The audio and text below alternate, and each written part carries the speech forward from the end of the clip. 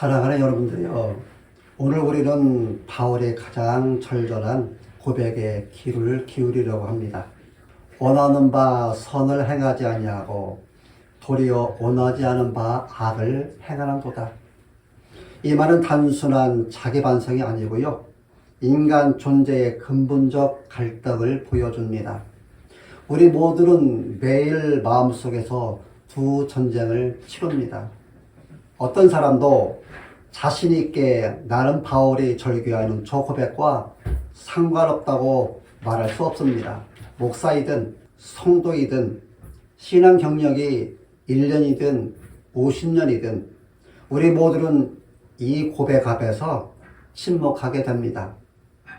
이 긴장과 갈등을 너무나 정확하게 묘사한 사람이 있는데요.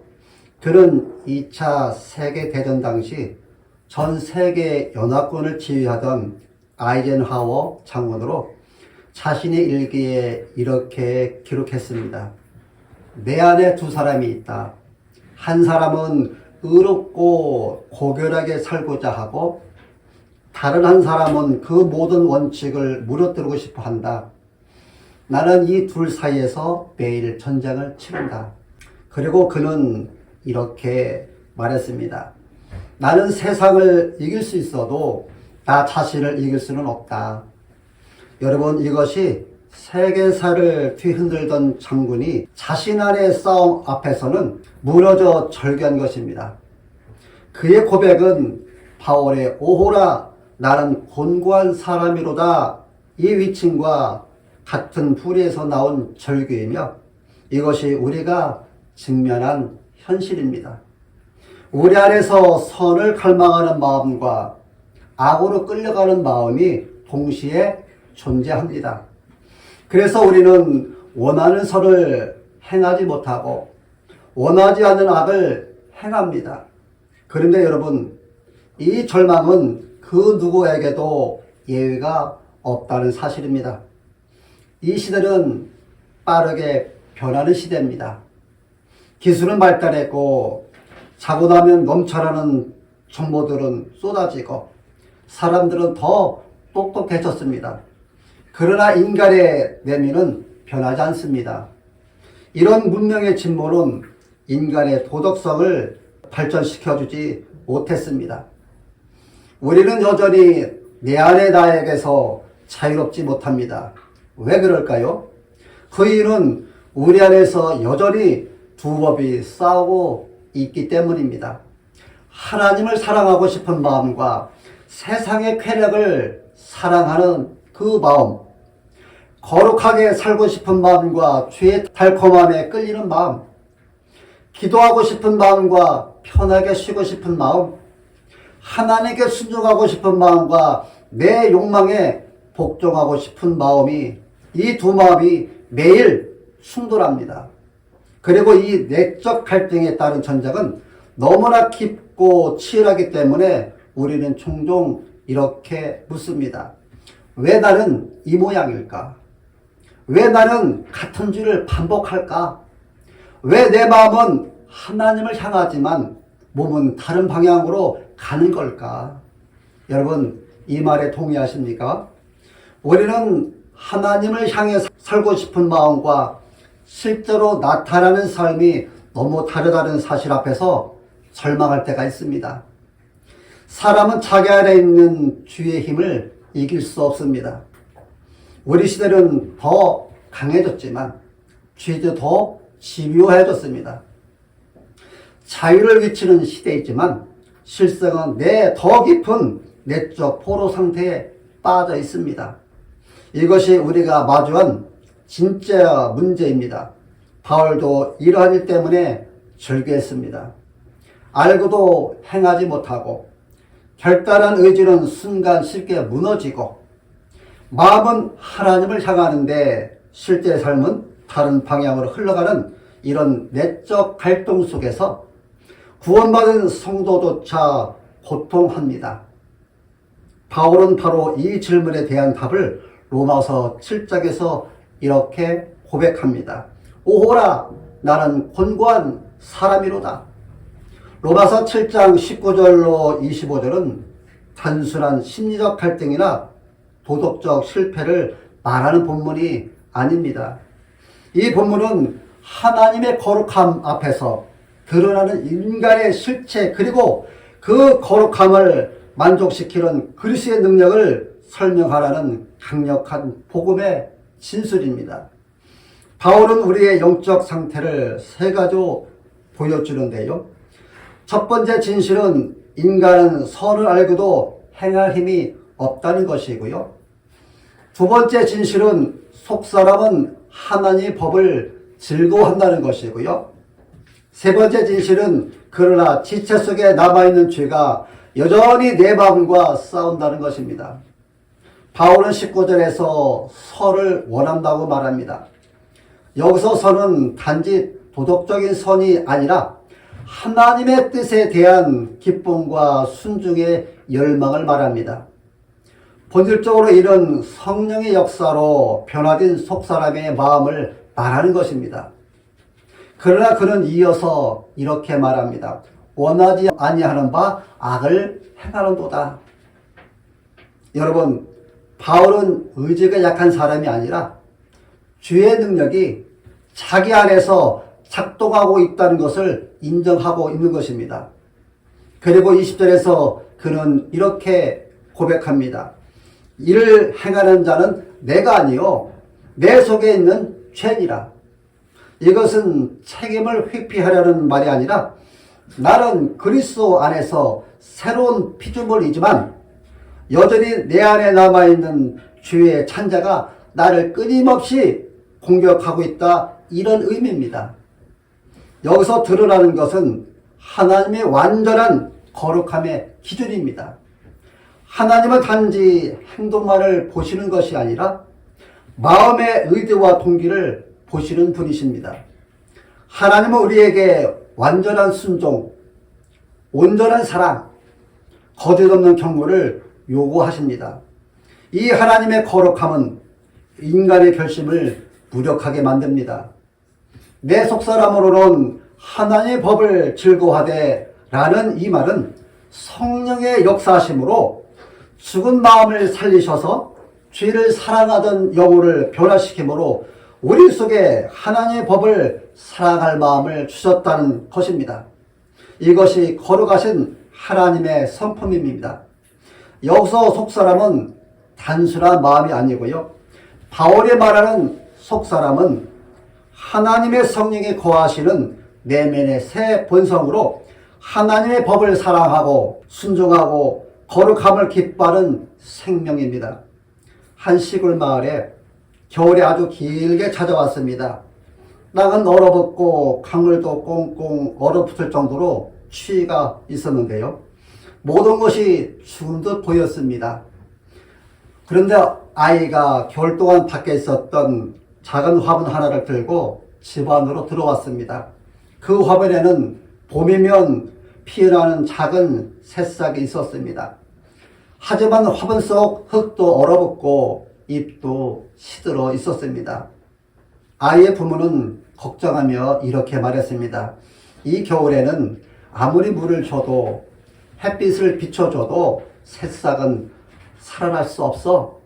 아이도 속으로는 부모의 그 말씀을 듣고 포기하고 싶었지만 그래도 매일 작은 물방울을 떨어뜨리며 또 그 화분을 창밖으로 햇빛이 스며든 곳에 옮기면서 그런 관리를 잘했습니다. 얼어붙은 잎은 여전히 힘이 없었지만 속에서 작은 생명이 꿈틀대는 것을 느꼈습니다. 힘이 없었지만 속에서 꿈틀거리는 그 생명력, 얼마 지나지 않자 작고 연약하지만 분명한 초록색 새싹이 돋아났습니다. 겉으로는 여전히 시들어 있고 얼어붙었지만 흙 속에 살아있는 생명력은 결코 죽지 않았던 것입니다. 이 새싹이 바로 우리의 속사람입니다.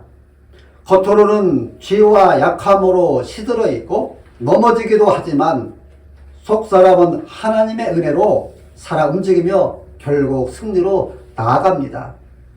로마서 7장은 우리가 예수 믿고 난 뒤에도 여전히 죄와 싸우는 연약함이 있다는 사실을 숨기지 않습니다. 바울은 구원받지 못한 사람이 아니라 중생한 사도이요 하나님의 은혜로 살아가는 자였지만 원하는 바 선은 행하지 아니하고 도리어 원하지 아니하는 악을 행하는도다, 이렇게 말하는데요. 왜 그는 이렇게 말을 한 것일까요?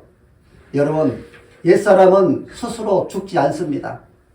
인간 의지는 죄를 이기기에는 너무 약합니다. 죄는 매력적이고 달콤해서 속사람을 방해합니다. 우리는 의롭다 하심을 받았지만 아직 죄의 영향력 아래 남아있는 임의와 아직의 긴장 속에 살고 있습니다. 결국 우리는 죄의 힘 앞에서 스스로 절망합니다. 바울은 그래서 오호라 나는 곤고한 사람이로다, 이렇게 부르짖습니다. 이 고백은 패배의 울음이 아니라 하나님의 은혜 없이는 살 수 없다는 절대적 인식의 울음입니다. 그렇지만 속사람은 여전히 살아있어 하나님을 살아가기 때문에 그분의 뜻에 순종하고 싶다는 영혼의 깊은 곳에 열망이 하나님을 향해 있습니다.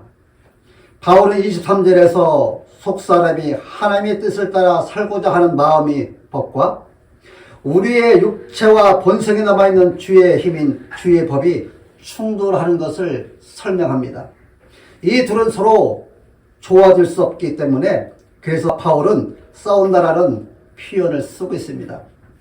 하나님의 거룩하심 앞에서 우리는 아직 미완성의 상태에 있기 때문에 결심은 선한데 행동은 연약합니다. 마음은 하나님을 향하는데 삶은 때로 반대 방향을 향합니다.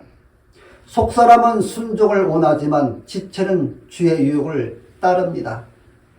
이 갈등은 구원받지 않은 자의 특징이 아니라 진짜 성도의 특징입니다.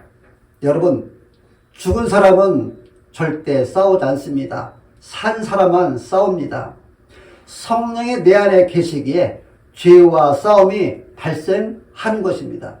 오호라 나는 곤고한 사람이로다. 이 사망의 몸에서 누가 나를 건져내랴. 바울의 이 애절한 절규는 죄책에 빠진 탄식이 아니고요. 이것은 나는 스스로를 구원할 수 없다. 나는 스스로를 성화시킬 수 없다. 나는 죄와의 싸움에서 매일 패배한다는 십자가에 향한 울음입니다.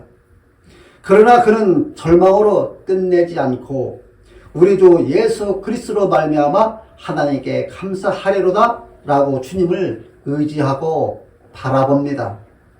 바울이 이렇게 주님께 소망을 가지게 된 것은요, 예수님은 죄의 형벌에서 우리를 건져내실 뿐 아니라 죄의 지배력에서 끌어내시는 구주의 능력이시고 죄와 싸우는 성도에게 매일 새 은혜를 공급하시는 살아있는 주님이심을 믿었기 때문입니다.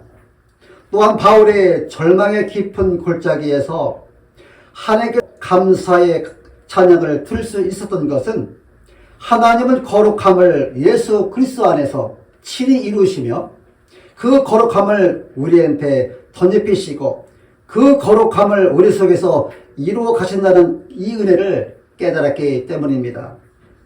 하나님의 거룩함은 인간의 노력으로 도달할 수 없습니다.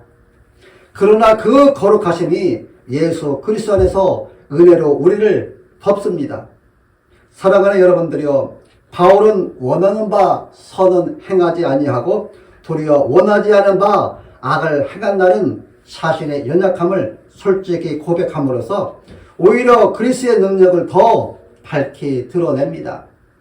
이 말은 단지 신학적 개념이 아니라 인간 내면의 가장 깊고도 어두운 곳에서 울려나오는 비명인 것입니다. 솔직히 말하면 우리의 삶의 현실이기도 하고요. 우리는 하나님을 사랑하고 싶습니다. 우리는 거룩하게 살고 싶습니다. 우리는 순종하며 살고 싶습니다. 우리는 기도하며 말씀 안에 머물며 욕망을 다스리며 살고 싶습니다. 그러나 매일 부딪힙니다. 왜 그럴까요? 오늘의 세상은 지금 바로 즉시 빨리를 위치는 세상입니다. 그러다 보니 우리의 감정이 기준이 되고 순간의 충동이 권리가 됩니다. 영혼의 성장이나 거룩함은 너무 느리고 너무 조용하고 너무 보이지 않습니다. 그래서 우리는 원하지 않는 죄를 훨씬 더 쉽게 선택하도록 훈련되어 있습니다. 현대는 죄를 죄라고 부르지 않습니다.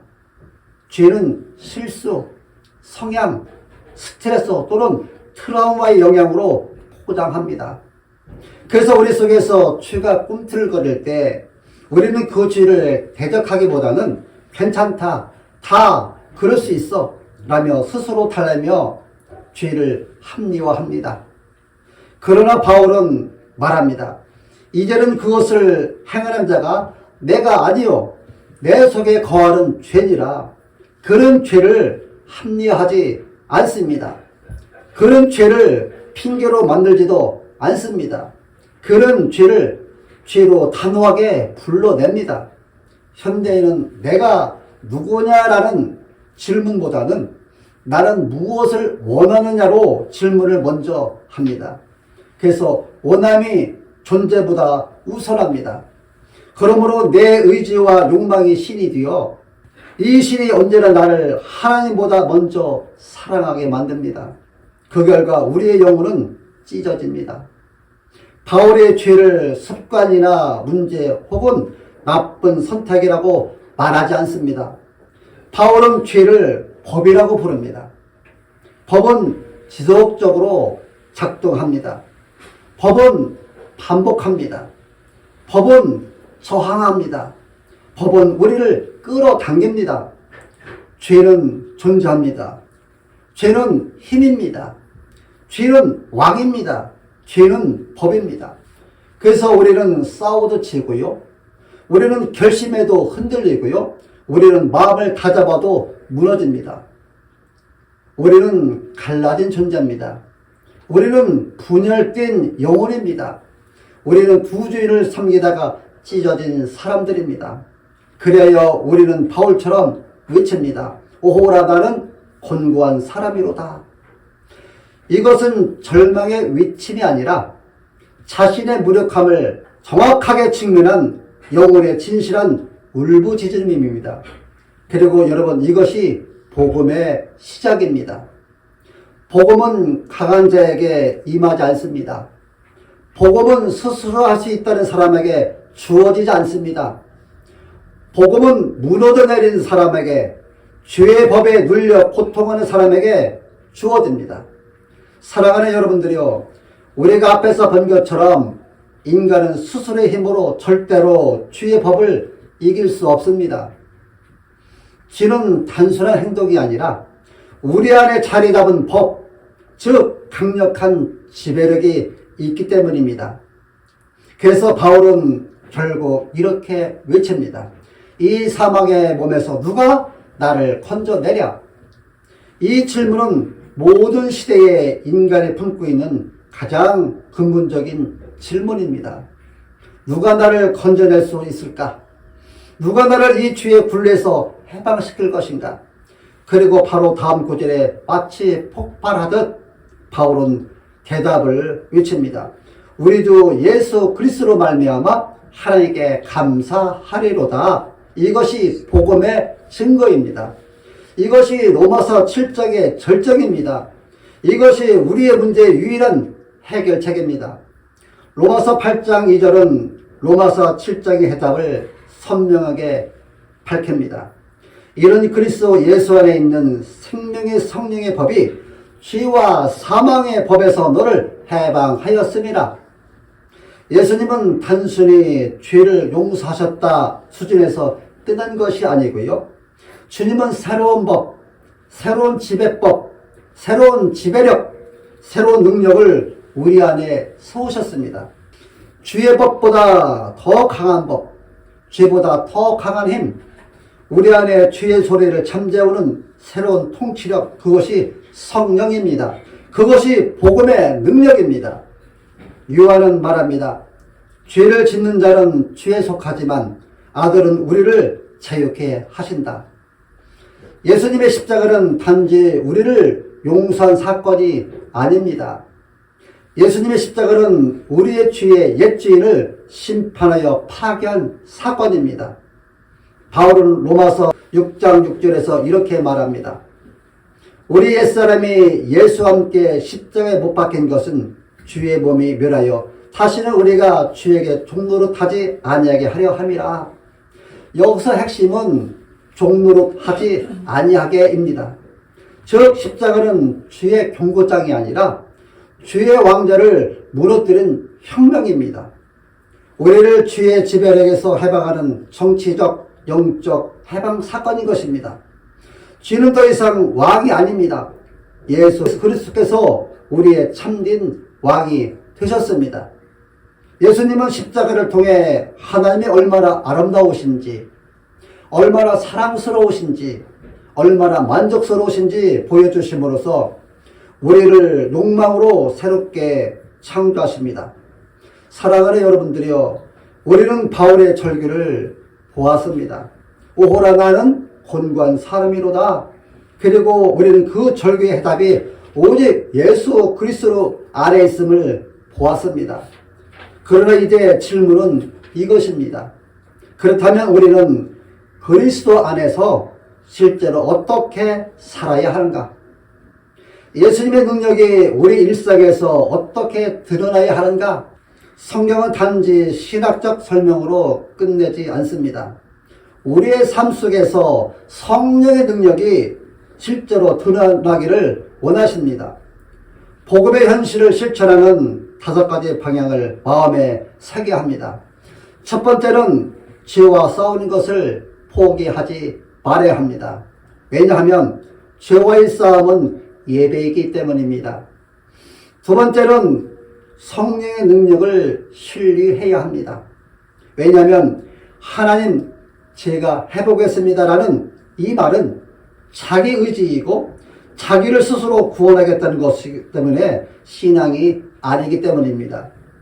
세 번째는 복음을 매일 붙들어야 합니다. 왜냐하면 우리는 매일 넘어지고 때때로 반복해서 무너짐으로 그때마다 사탄이 정죄하기 때문입니다. 네 번째는 하나님을 더 사랑하게 해달라고 기도해야 합니다. 왜냐하면 죄를 이기려면 단지 하지 말자 이 위침으로는 충분하지 않기 때문에 죄의 매력보다 더 큰 매력인 하나님의 영광, 예수 그리스도의 아름다우신 십자가의 사랑을 보아야 하기 때문입니다. 다섯 번째는 넘어졌을 때에도 다시 일어서야 합니다. 왜냐하면 죄와의 싸움에서 가장 무서운 것은 넘어지는 것이 아니라 넘어진 채로 머무르는 것이기 때문입니다. 우리는 아직 싸움 속에 있지만 이미 승리하신 왕과 함께 동행하며 걷고 있습니다. 여러분의 힘이 아니라 예수님의 승리가, 성령의 능력이, 복음의 영광이 여러분의 삶을 변화시킬 것입니다. 그러므로 오늘 이 자리에서 예수님을 의지하십시오. 성령에게 자신을 내어 드십시오. 그리고 죄보다 크신 하나님을 바라보십시오. 그분이 여러분 안에서 시작하신 일을 반드시 완성하실 것입니다. 사랑하는 여러분들이여, 로마서 7장은 어둠입니다. 우리의 절규입니다.